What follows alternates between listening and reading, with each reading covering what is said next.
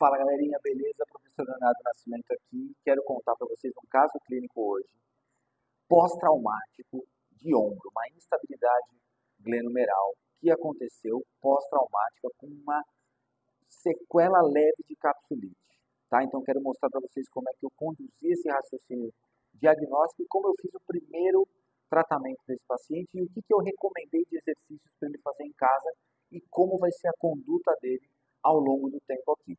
Só que antes eu quero pedir para vocês aquele nosso combinado de sempre, que é o quê? Se inscreve no canal, ativa as notificações, compartilhe esse vídeo naquele grupo de fisioterapeutas, naquele grupo de osteopatas, naquele grupo de quiropatas que precisam aprender a utilizar a ciência para tomada de decisão clínica, para melhorar a qualidade da nossa querida profissão, para melhorar todos os aspectos da nossa profissão. A gente precisa aprender a fazer a tomada de decisão clínica baseada em evidência, e é para isso que serve esse nosso canal aqui. Beleza?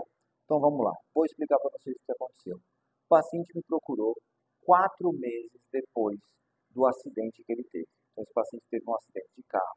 Foi um acidente sério, onde ele teve um episódio de desmaio, inclusive. Nesse acidente ele teve uma luxação glenomeral importante e ele teve fratura de 3 costelas. O que aconteceu? Esse paciente fez todo o processo de recuperação dessas fraturas, fez a fisioterapia para o ombro, só que ele veio para mim e falou assim, ó, eu não estou conseguindo ganhar mais movimento nesse ombro. Então eu estou com uma amplitude de movimento aqui do braço, ele tinha mais ou menos um pouco menos de 90 graus de abdução, não conseguia fazer também o movimento mão na coluna, não conseguia o movimento mão-cabeça, ele fazia pela frente. Ou seja, tinha limitações importantes, tanto na rotação externa quanto na rotação interna, e especialmente na abdução. O movimento de abdução estava livre, e o movimento de antipulsão também estava chegando mais ou menos, de flexão estava chegando mais ou menos próximo de 90 graus. O que acontece com isso? Primeira coisa que me chamou a atenção, quando ele realizava esse movimento de abdução, ele tinha a presença do sinal que a gente chama de sinal de shrug, que é aquele sinal de ombro perto da orelha, quando ele vai realizar a amplitude. Então, quando ele faz esse sinal de shrug positivo, na hora de abrir o braço, indica para a gente que esse é o primeiro sinal de capsulite adesiva. Então, o que acontece? Normalmente, pacientes pós-traumáticos de ombro, eles podem ter uma facilidade de desenvolver uma capsulite adesiva. Como esse paciente não era tão velho, ele tinha por volta de 50 anos de idade, 55 anos para ser mais preciso, esse paciente não tinha chance de ter uma capsulite porque ele também não tinha os fatores de risco, que são a diabetes e as alterações e os fatores preditivos da capsulite adesiva.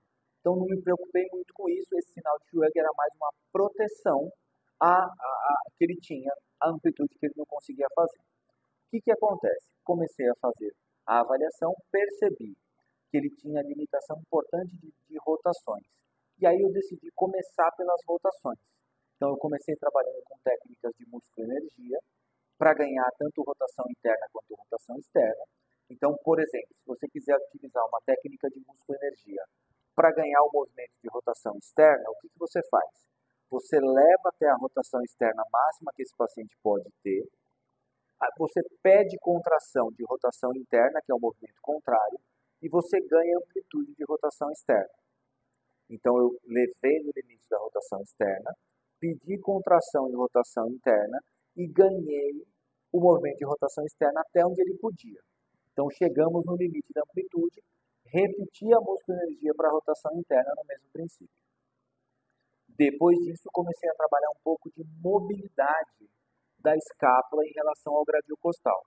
Então, como ele teve as fraturas de costelas próximas da região do ombro por causa do trauma e por causa da tensão do peitoral menor, então ele teve uma fratura de terceira, quarta e quinta costela, o que acontece? A sequela importante foi nessa região do serrátil, nessa região do peitoral menor. E aí o que acontece? Essa região também tinha restrição significativa de movimento. Então, manualmente, eu comecei a ganhar um pouco de movimento escapular. Então, ganhamos bastante mobilidade de escápula. Trabalhei manualmente a esternoclavicular também, que é o ponto de apoio central da cintura escapular. E depois a gente começou a trabalhar com esse paciente em pé, comecei a fazer um pouquinho de força, então dei uma halter na mão dele, ele começou a fazer movimento de abdução do ombro e eu utilizei a mobilização do Mulligan. Então, o contato pisiforme no processo coracoide, a outra mão na escápula e eu ia acompanhando esse movimento de abertura do ombro. A gente evoluiu para exercícios com elástico, então a gente fez um pouco de exercício com elástico também, ao final da sessão, e ele relatou no final da sessão que ele estava muito melhor e realmente a amplitude estava melhor, e esse sinal de shrug, quando ele abriu o braço, estava bem diminuído.